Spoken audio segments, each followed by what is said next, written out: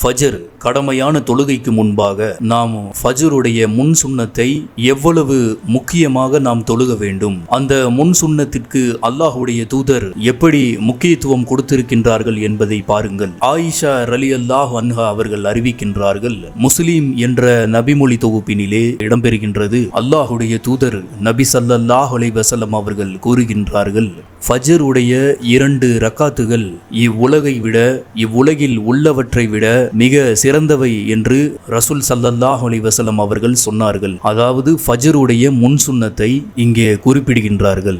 அதை போல இன்னொரு ஹதீஸை பாருங்கள். ஃபஜருடைய 2 ரக்காத்துகளுக்கு காட்டிய கவனத்தை போல வேறு எந்த நஃபிலான அமலுக்கும் நபி ஸல்லல்லாஹு அலைஹி வஸல்லம் அவர்கள் தீவிரம் காட்டவில்லை என்று புகாரியிலே 1169வது ஹதீஸாக இடம்பெறுகின்றது. ஆயிஷா ரலியல்லாஹு அன்ஹா அவர்கள் அறிவிக்கின்றார்கள்.